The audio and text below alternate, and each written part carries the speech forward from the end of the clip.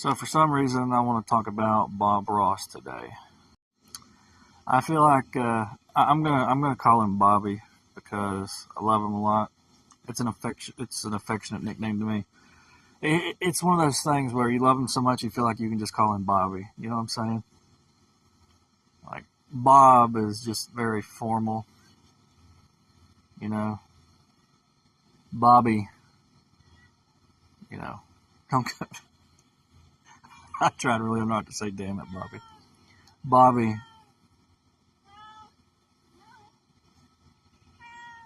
Bobby just seems very. It just seems appropriate to call him Bobby. You know, like it's an affectionate nickname. You love him. I'm gonna call him Bobby. I love him. I'm calling him Bobby. Okay, it's not disrespect. It's love, Bobby. But I feel like Bob Ross was one of the first. I think he was one of the first people to create ASMR. I haven't done any research on the ASMR. I don't really care that much to do research in ASMR. But I wouldn't be surprised if he was one of the first people to like bring it to life. You know, just he's kind of like he was just in the perfect spot at the perfect time with the perfect equipment in the perfect decade. You know what I'm saying? Like everything was just perfect. You know, from mid '80s to the mid '90s, early '90s. That was just the perfect time for him to be. And it's kind of amazing when you think about like this was destined. It was just perfect. The sound equipment, the microphones, the ASMR, the paintbrushes and taps. I mean, it's just I wouldn't be surprised if he was the first ASMR creator ever. That wouldn't surprise me at all. I don't really want to do that much research into ASMR. I probably will. I don't know. I don't really want to.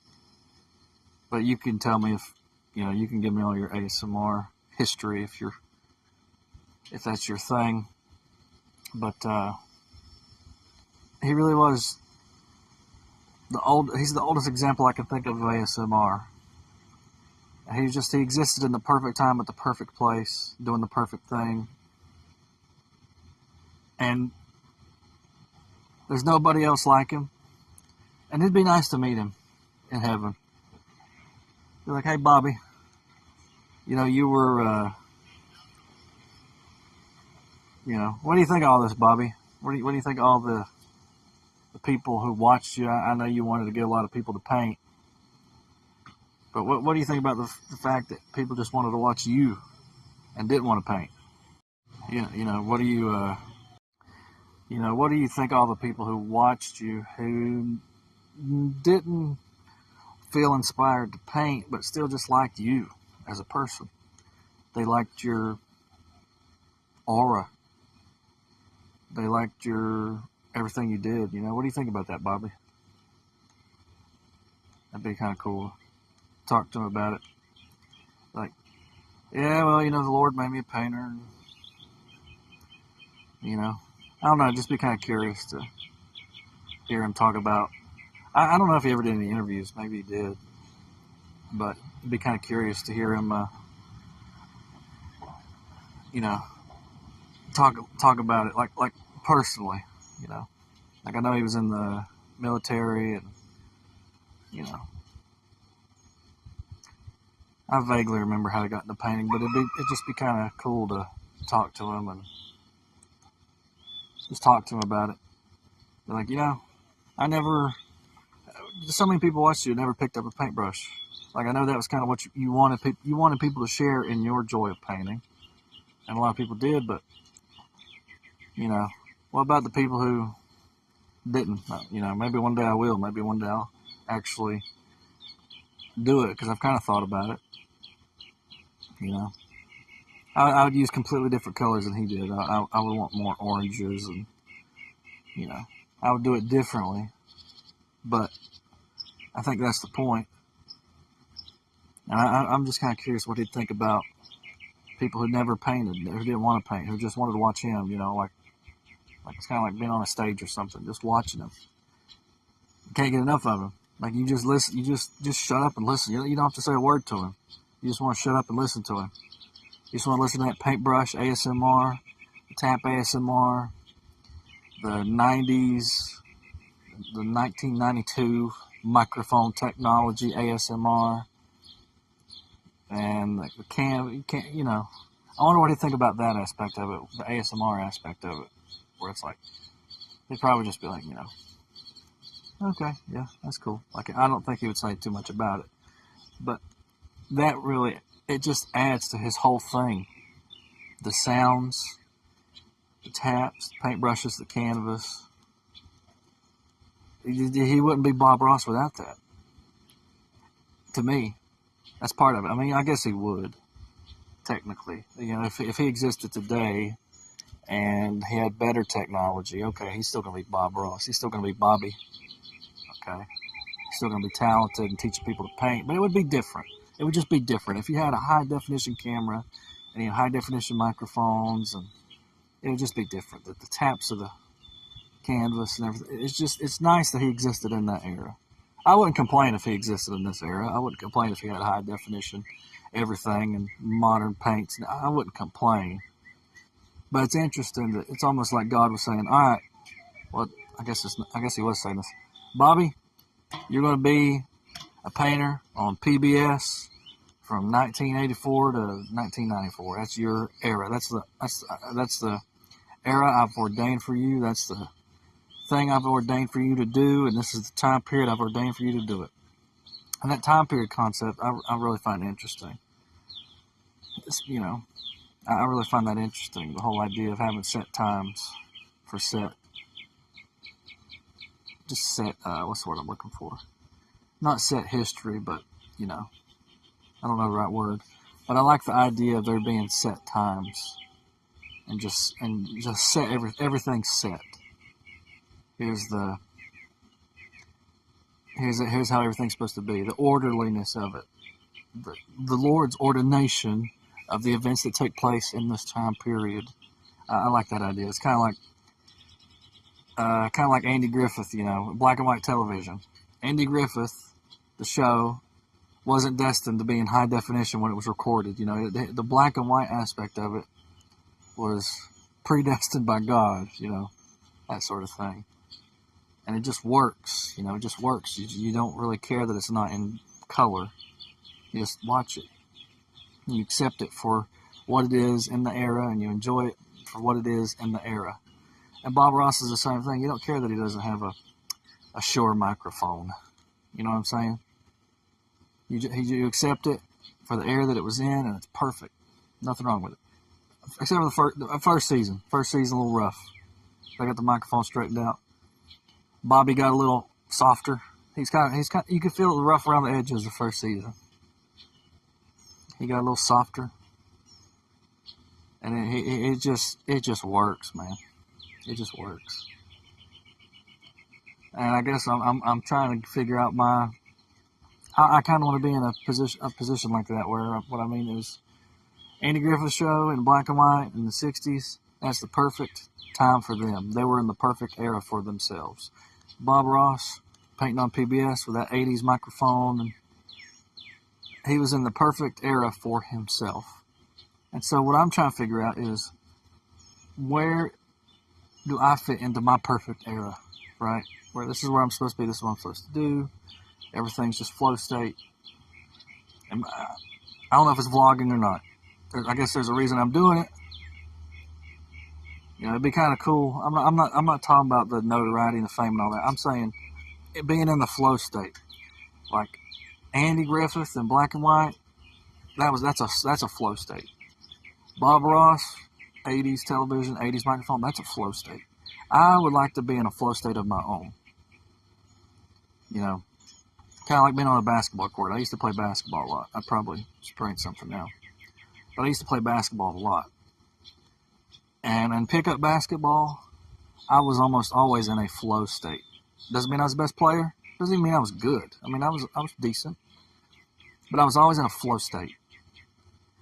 where it's like, this is what I was created to do in this particular moment, this particular time, this particular era. This is exactly what I was meant to do. That feeling of this is what I'm meant to do. And you might think I'm crazy. I'm serious. Pick up basketball at particular times. It felt like that is what God has destined me to do. It's perfect. The flow state is here. So it'd be kind of interesting. I don't know. Maybe I could record some basketball footage or something. I don't know. That might be interesting. See if I still got it. I'm getting old, but it'd be kind of interesting to see if I still got it, because sport. The light bulb didn't click for me in sports until I was probably about 16 or 17, and even then, I wasn't good enough to actually make a team with a tryout. But with I'm a good pickup player. Let's put it that way. I'm a little bit above average pickup player. A little bit above average, not too much above average. Some guys, just like, I can't do nothing with you, or I can't do nothing against him. But I could hold my own. I was good. I was not a good dribbler. I wasn't the best ball handler, but I was unpredictable in what I was going to do. My head game, I was unpredictable. I had an all right shot. It was all right, but I was a really good assist man. I was good at surprising people with passes. I think that was probably my strength. Defense in basketball is all about effort. Okay, I know it's about size and strength and all that, but honestly, defense is all about effort. You give your best effort. If they shoot above your hand to make it, well, you can't do nothing else. You gave your best effort. And I was definitely an effort defender. People would get mad at me because I'm physically touching them on defense. It's like, get over it. Get over it. We're playing basketball. So I had a coach one time when I was a kid. I was always afraid of fouling out, and one time in practice, he started boxing me out. He's like, Cody, you need to get physical. And he started boxing me out. And I'm like, what the hell is going on? I ain't never played basketball like this. And he's boxing me out, and he's being real physical, pushing me out of the way. I'm like, okay. I didn't get mad. Something clicked. I'm like, okay. And so the fear of fouling out went away. And I played some damn good defense. For a rec league. Go ahead and laugh. School rec league, elementary rec league. I was a pretty good inside defender. I wasn't the fastest, but I finally learned, okay, I know what defense is now. And then, of course, that translated into the pickup game with just effort. It's all about effort. Now, listen, I got crossed up a lot, okay? Guys that are good handlers and guys that are just good shots. They hit every damn thing they shoot. Happened all the time. I can still, in my head, I can still remember a guy named Jordan. I won't say his last name, but I know his last name. This phone's getting too hot. I know his last name. I won't say it. Say his first name, though. Left-handed. And he shot threes all the time. And he would do this in rec league, and they popped every time. Popped. Can't do nothing with him. But you still give your best effort. Do the best you can. And, all you can do is give your best effort. That's all you can do. That, to me, that was, to me, how I understood defense. It was just give the best effort. They beat you. Okay. So there've been a couple of flow states in my life that were really good. The Gary's Mod video that I made was another. It was another flow state in retrospect. It was another flow state. Basketball was a flow state, and I like the flow state of Bobby and the flow state of Andy Griffith's show. And I would ideally like to turn vlogging into a new flow state. It's a little nerve-wracking, but I would like to attempt to turn vlogging into my own personal flow state if I can. Got to learn more about cinematography. You have to, because when you're just looking at stuff, you have to. You have to put in some effort into making things look a certain way, because that's just the nature of this beast. And as a viewer, I like it when people do that, but I've got to figure out a way to get myself to get over my cinematographic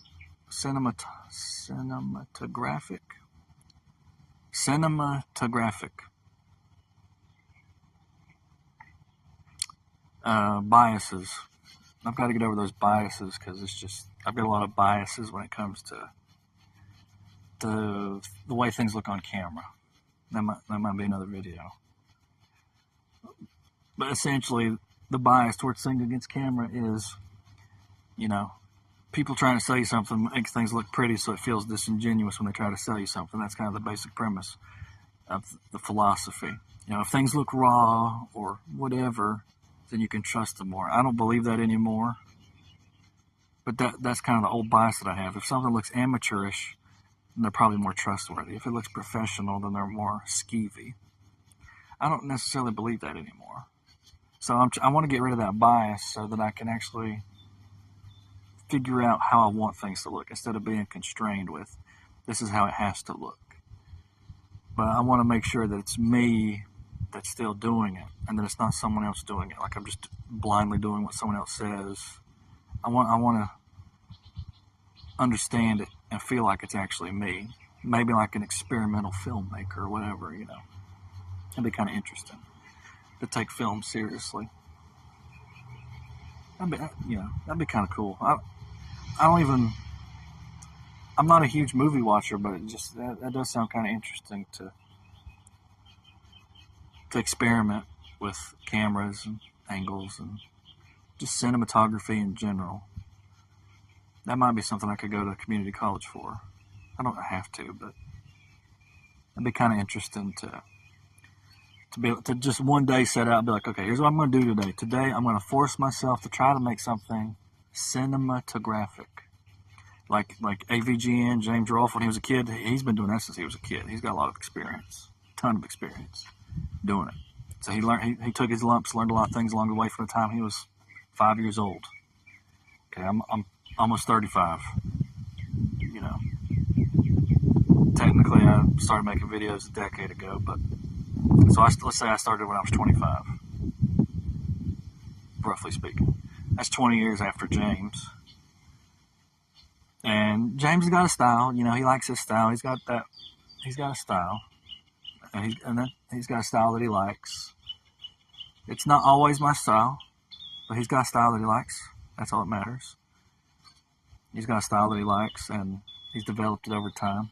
So it'd be kind of curious for me to do that same thing, to figure out what I would want to do with cinematography. Because I don't want it. I don't want it to be just what someone else tells me to do. But I want to kind of learn organically. I kind of want to learn organically.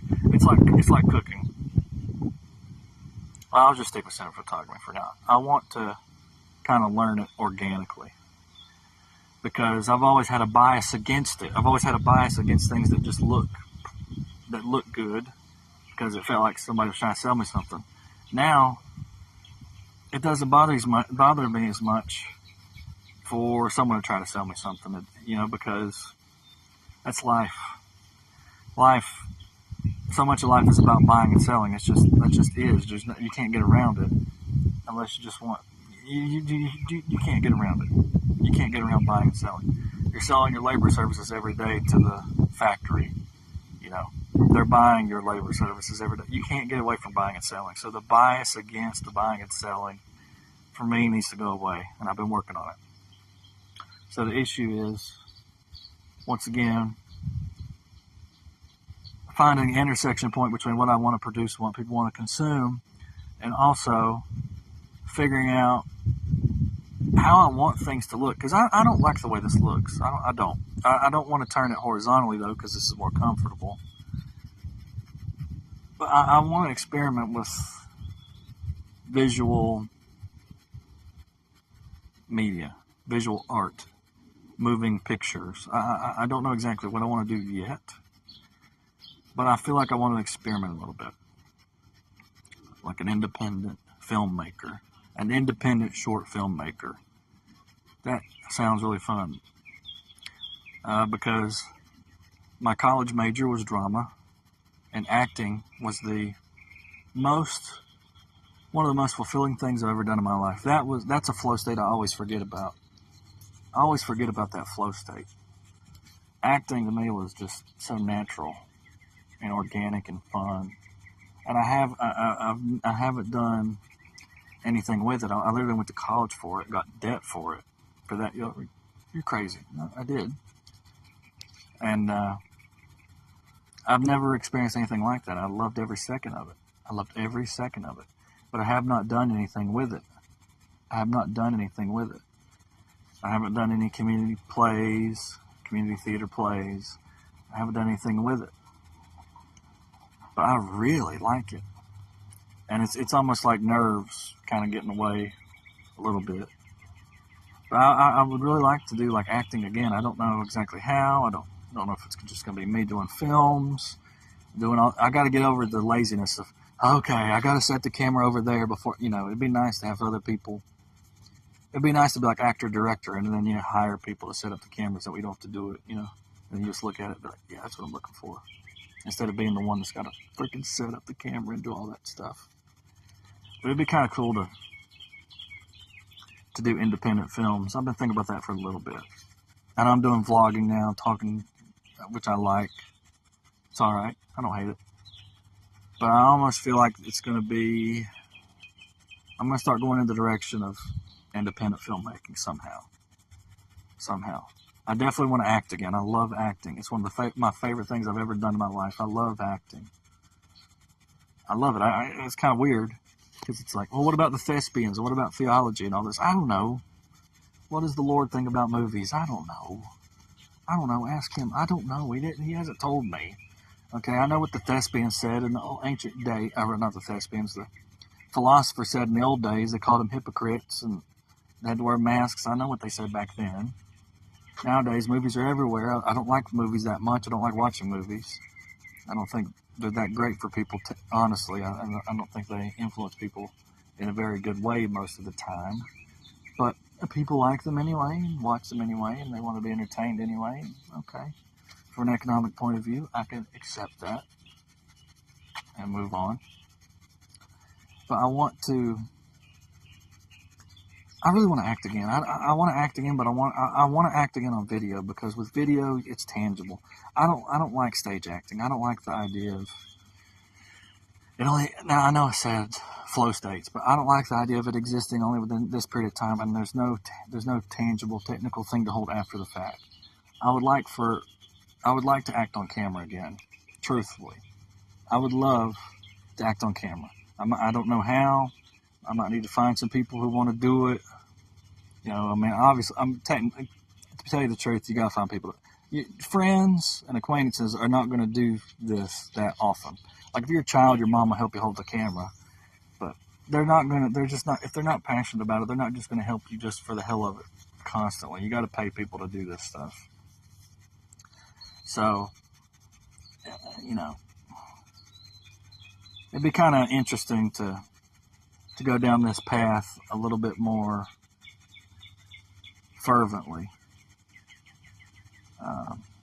Because I love acting. I do. I love it. I majored in it in college. I only did one play. I did a couple of read-throughs. I took a drama class in community college, and I loved every second of it. I loved it. I was like, how is this a thing? How is this real? I was so happy. I can't explain how happy I was doing it. It's almost like a musician with a guitar, or whatever their instrument is. I honestly feel like I felt the same way when I was acting. This is what I'm supposed to do. It just feels amazing. But I think I'm scared to death to do it. I'm like, well, okay, God, what do you want me to do? There ain't no point in me doing it if you don't want me to do it. You see what I'm saying? It's like, what do you want me to do? And of course, you try not to argue with him. Don't argue with him. It don't work. Don't argue with him. It don't work. But it's like, oh, okay, Lord, if I feel very strongly about this, and it feels right, and I feel happy, and I feel good, Is that what you want me to do, or do you want me to do something else? You know? It's like, oh man, you know, what do? You're supposed to talk to him, and he's supposed to tell you what to do, and that's the way it's supposed to go. But the arguing, you know, I'm not trying to get too theological, but the arguing that I do doesn't work. It's hard to just let it go and be like, all right, God, all right, fine. I give up. I guess that's what surrender is. I give up. You win. I guess that's what it is. But I really like acting, and sometimes I wonder if me and acting is like Abraham and Isaac. You know, I'm Abraham, and acting is Isaac. You know, does God want me to give it up to test me to see if I would love Him more than acting, or does He? You know, why do I love acting if I'm not supposed to do it? You know, that sort of thing. Am I supposed to do something else? Am I supposed to have a higher calling? What am I supposed to do? I don't know. Not entirely. When he tells me something, I argue with him, and I can't do that. That don't work. But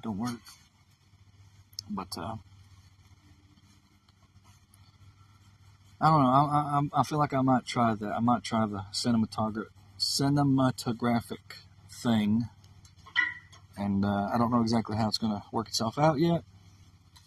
Don't know exactly what I'm going to do, but I really like acting. I do. I really like acting, and I feel like there's a reason that I'm in front of this camera. There's a reason I'm recording this. You know, maybe my flow state is acting or something. I don't know. But you're supposed to do what the Lord wants you to do, and I'm wondering if He wants me to act, because it's just it keeps coming back in my life. It comes out of the blue. I don't seek it; it seeks me. Does that make sense? Maybe that makes sense. It's not like I'm going out of my way saying I'm going to be an actor. I'm going to force my way into the acting world. I'm going to force my way into this, and I'm going to do it. It's not like that. It's like it'll just come to me, and I'm like, whoa, that's amazing. And then some time will pass, and then it'll come to me again. I'm red. It'll come to me again. I'm like, whoa, that's amazing. It's like it keeps coming up in my life in various important, crucial times. And like very important, crucial times, it'll just hit me hard, like a train or a ton of whatever. It's not a bad hit. It's like right in front of your face, crystal clear. This is what you need to do. But what's weird to me is, on the one hand, when it happens, it's so real. It just hits you. It's like, oh, I'm supposed to act. Like, I feel so good right now. I feel so into my own flow state right now when this hit me in the face, okay? But then I tell myself, why in the world? Okay, time out. Why in the world would God tell me to be an actor? Like, what kind of calling is that? You got people that are called to be doctors, and you got people that are called to be preachers, and you got people that are called to be policemen, you got people that are called to be firefighters, you got people that are called to be soldiers, you got people that are called to be, you know, zoologists, okay? Like Steve Irwin was called to be a nature man, okay? Ain't no doubt in my mind. I'm called to be an actor? What kind of calling is that? I know movies are popular, I get it. But come on, what kind of calling is that? That's the way I look at it. Like, acting to me seems so insignificant.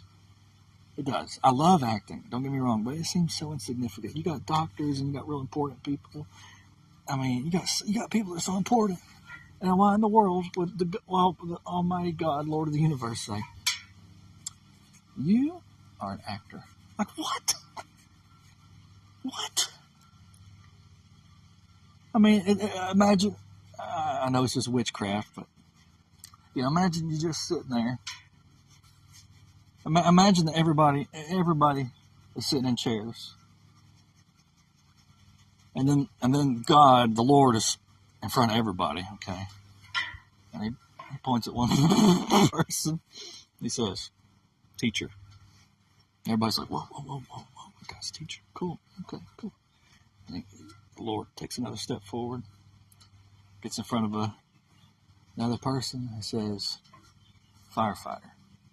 Like, well, that guy's a firefighter. I hope he's going to be okay. I guess if the Lord told him he's going to be a firefighter, he's going to be okay. But, whoa, he's going to be a firefighter. Everybody's talking like kids in school. Like, whoa. I hope you can hear me. And he goes down the line, doctor. And then it gets to me, and I'm like, oh, my God. Okay. There's Jesus in front of me. Okay. Woo. All right, Lord. Woo. Okay. Woo. He goes, actor. And everybody's looking at me like, they're not going to be supportive like I was of the people, of the police officer and the firefighter. They're going to be like, oh, actor. They're not going to be upset about it. They're going to be like, and I'm like, what? And then one might say, hey, you might be portraying me. Like, okay, well, that's a pretty big responsibility there. If I'm supposed to be portraying a firefighter or a policeman, that's a pretty heavy responsibility, So that might be a better way of looking at it, I don't know. I don't know. The reason I keep bringing up acting, it's almost like it's not me. It's coming to me. You know what I'm saying? It's coming to me. I'm not seeking it out. I'm not looking for it. I'm not thinking about it. But all of a sudden, it's like being in a car accident. It's like theater. It's like an airbag deployment. Out of the blue, driving your car, all of a sudden your airbag deploys, and it just says, acting, right in front of your face. That's literally what it feels like. It's happened a handful of times. Or I'm just be minding my own business, whatever. I'm not even in a bad. I'll be in a great mood. I'll be so happy, and then, boom, acting right in my face. So it almost feels like that's what I'm supposed to do, and it's so weird because I'm like, what kind of calling is acting? Like, I need to ask Jesus. All right, Jesus, why? Why did you make thespians? What's your purpose for thespianism? Why did you make? Why did you make actors? What's the purpose of actors? I can understand the purpose of firefighters and police. What's the purpose of actors? Just for people's enjoyment? Okay, if you put it that way, fine. If it makes people happier and it makes them laugh, and okay, fine. I could live with that. But it's still weird. Going down the line, actor. Oh boy, Jesus made me an actor. Oh boy. Oh boy. Oh boy. Lord have mercy. That's what they say. Lord have mercy. So that might be the reason why I'm doing these vlogs, is to, I don't know. Either the Lord wants me to be an actor, or He wants me to realize that it's my Isaac. I don't know. I don't know. I don't know yet. I'm either going to be an actor, or the Lord's testing me to see if I'll give up acting to do something else. I don't know yet. But I really feel like I'm going to be an actor. And I know, that might sound crazy. I really do. I feel like I'm going to be an actor. Which is scary, but it feels so flow state-ish. It does. So I wasn't expecting to say all that, but I think that's the point of doing this. So maybe I will.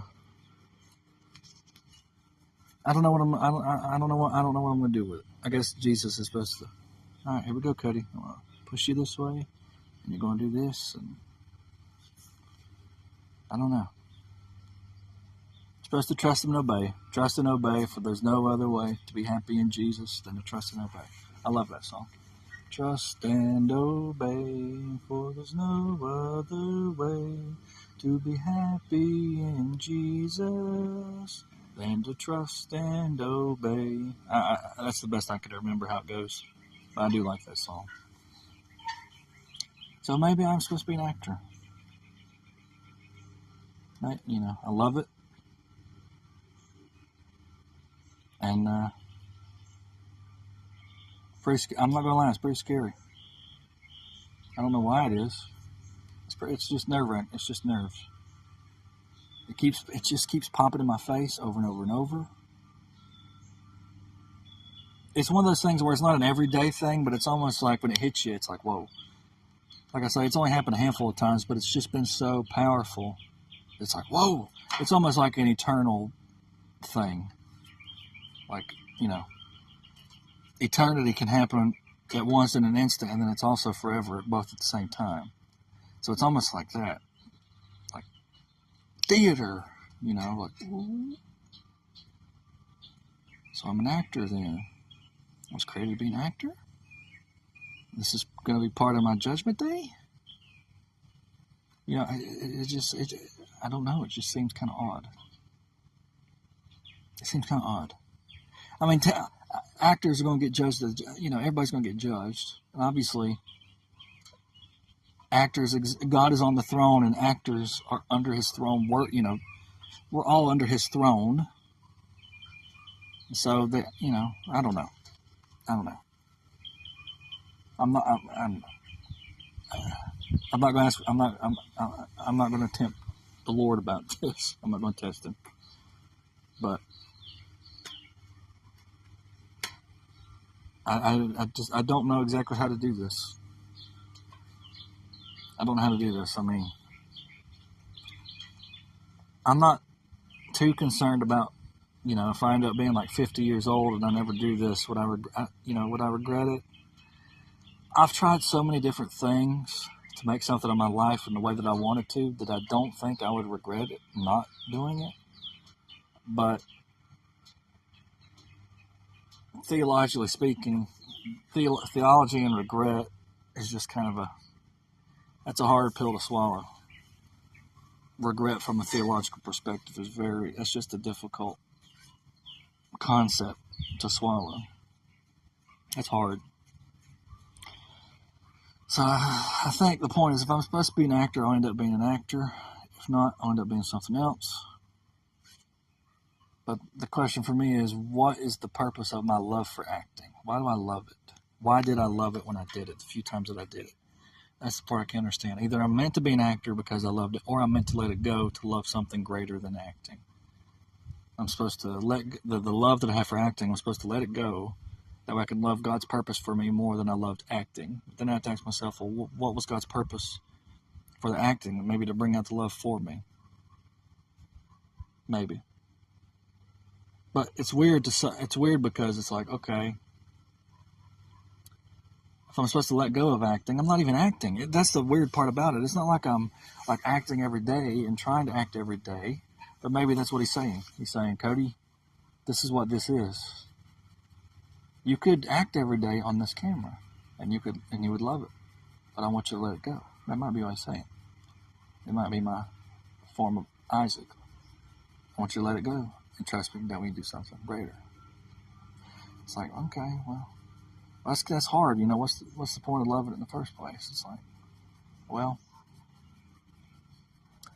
it's to show you that you can love, and that you can love very deeply and intensely and passionately. But what's the object of your love? Is it me or is it acting? Maybe that's what He's doing. Could be. But to me, it's like, well, why would I even love the acting at all? Why not just love you and not the acting at all? Why go through this? Not a middleman, but why use acting to bring out the love that I have instead of just giving me love for you? Why is acting this middleman or whatever? Because it's not like I made a conscious decision to love acting. It just happened. It just felt like it just happened. It's just who I am, what I did. So where's this middleman business of, I ain't got it off. I don't have it all figured out yet.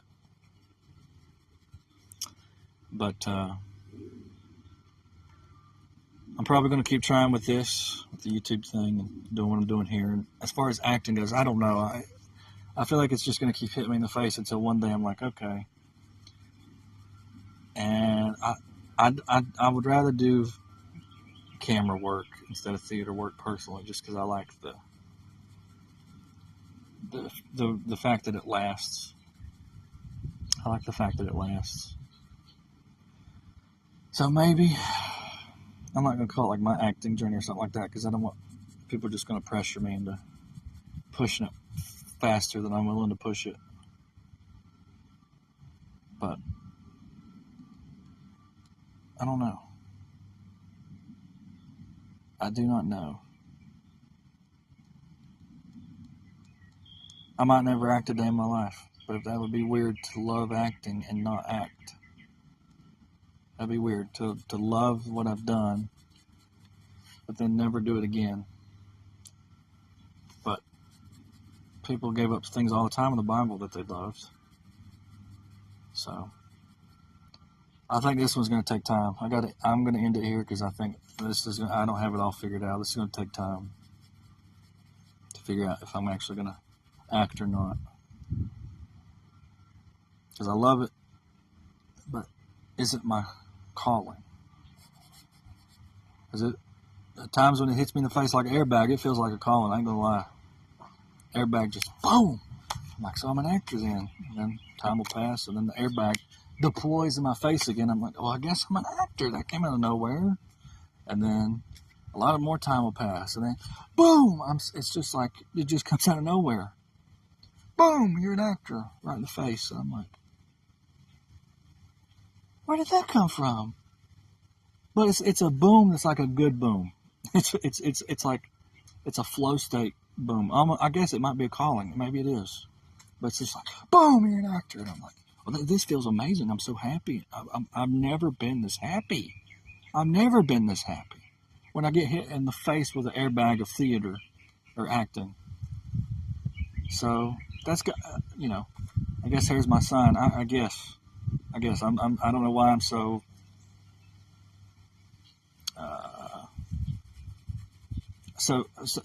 why I doubt so much, but it's almost like, here you go, you're an actor. Okay. I'm gonna go about my life. Boom, you're an actor. What? It's been 2 years. Where did this airbag come from? The airbags are 2 years apart. Where did that come from? Boom. Okay, fine. All right. So what am I supposed to do? What am I supposed to do? I did go to college for it, and that was great. One of the best times of my life. Sorry, taxpayers. Sorry, taxpayers. Your taxes got me federal aid to major in drama, and it was the best time of my life, and I loved it. I didn't even get a degree to qualify for more aid. I didn't get a degree, but a seed was planted in community college, and then it grew into what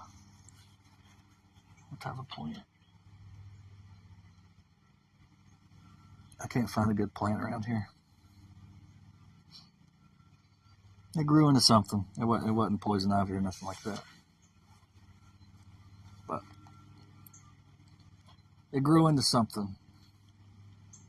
And even after college, it just keeps coming back. It keeps coming back. It's like, gosh, it keeps coming back, There's probably a reason it keeps coming back.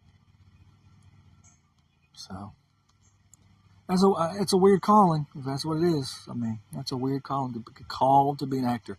To be created to be an actor. That's really weird. But I do love it, and we'll see how it goes.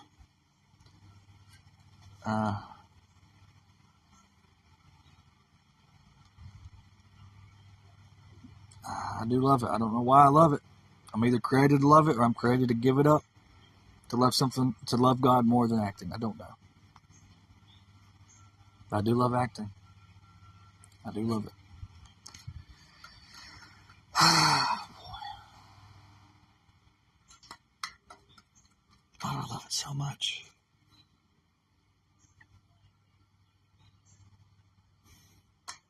Dang it.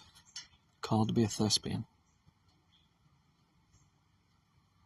I guess that's why my title of the video. Dang it. Called to be a thespian. Dang it.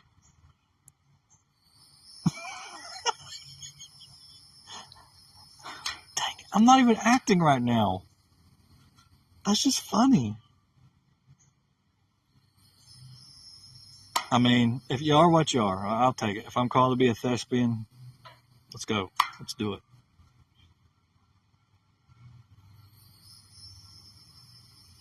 All right. I guess I'm a thespian. Dang,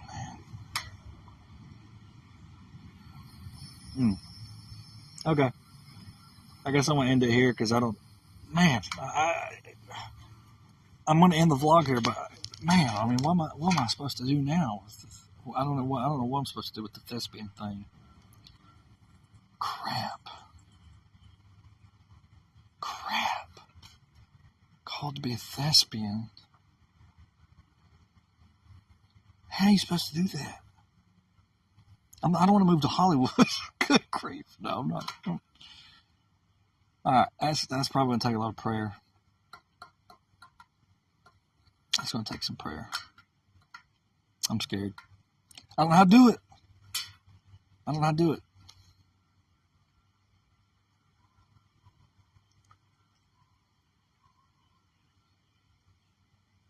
Dang it.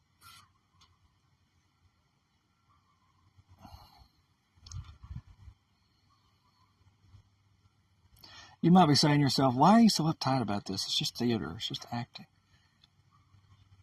Because of the theological significance of it.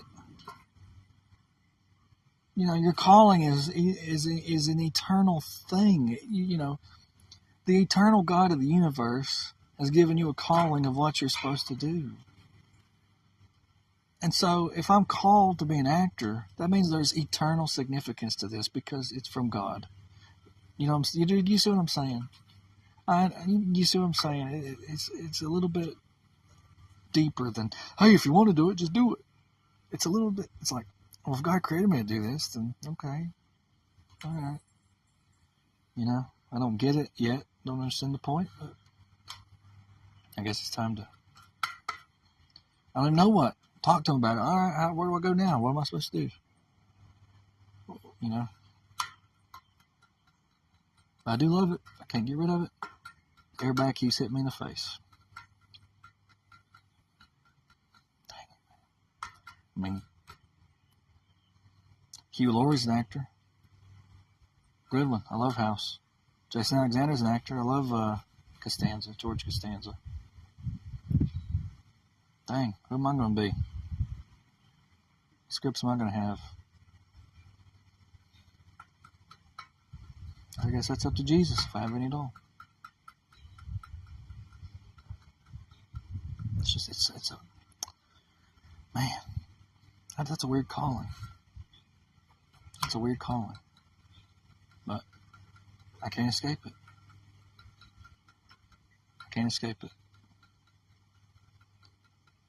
Man.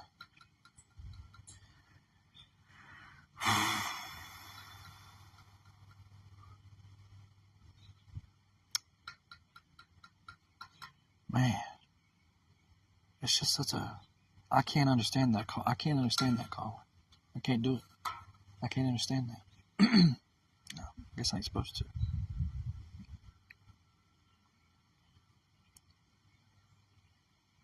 Man, I don't know. I don't know where. I got to talk to Jesus about it. I don't even know how to go about it. I mean, I guess I did go to college for it. He did send me that way. Dang it, man! I don't know how to do this. What's funny is I had the same nerves. I had the exact same nerves before I auditioned. I went there. I went to UNCA, University of North Carolina at Asheville. I went there. My first semester was fall of 2013, and I only did 3 semesters there. I did fall 2013.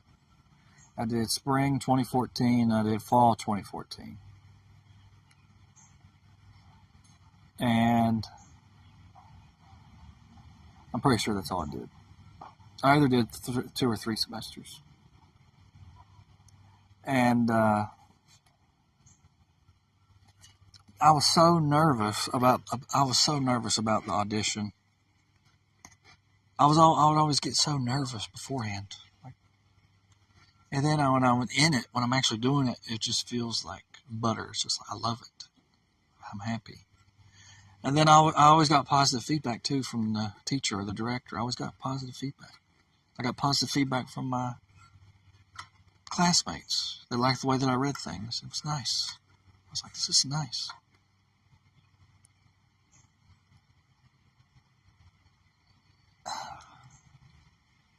I guess I've just got giant. Instead of having nerves about the damn play, I've got nerves about the whole calling. I've got nerves about my whole life. Take stage nerves and multiply it by your life, your calling, your finances. I mean, this is like college magnified. It's a lot of nerves, especially if you're called to do it. Like, oh, that's a lot. It's just so many nerves. Which runs in my family. Nerves.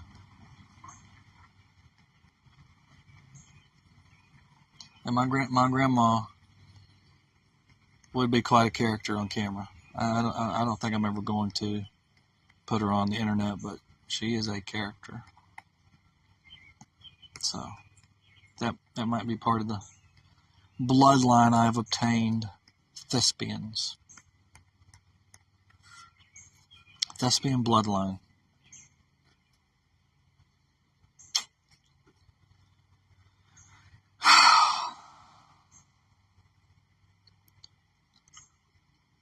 Man.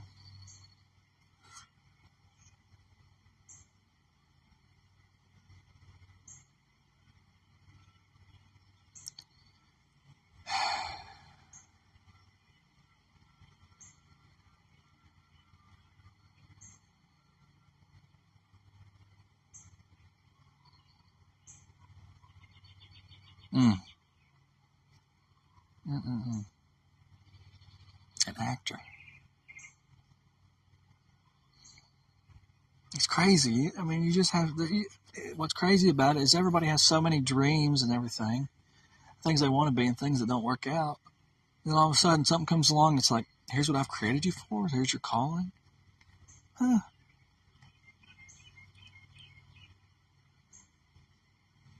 You know, I don't know. Hmm.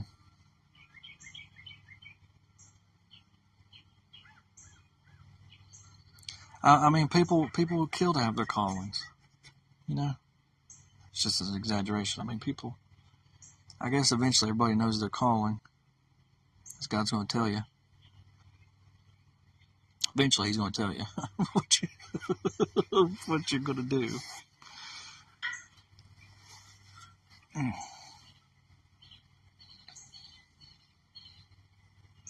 Well,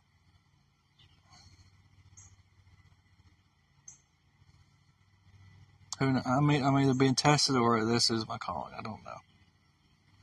It's just very strange. It'd be a nice calling, you know, if that's what it is. But it's also just so I just can't get over the weirdness of it. I guess that's what faith is. I mean, you know, when God told Moses to strike the rock, he could have thought that was pretty weird, but he just did it. So, dang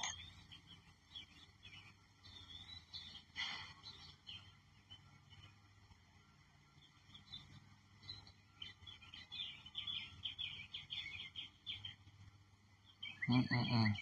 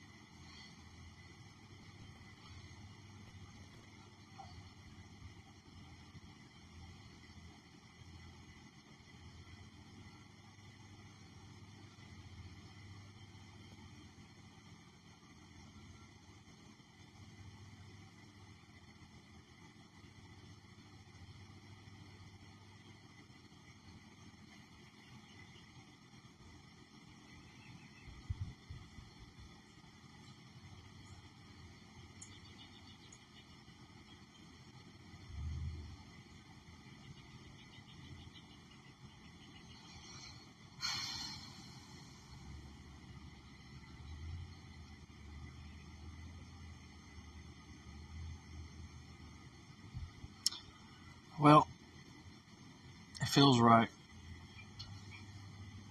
It feels right. How, when, don't know. But it feels right. Hopefully it doesn't feel wrong in the future. But if it does feel wrong in the future, hopefully there will be an alternative that God has said, here you go, Cody. Here's what is right. That's my hope. So, I suppose I'll end it here. God bless. I'll see you in the next video whenever I feel inspired to do it again. And may God bless you.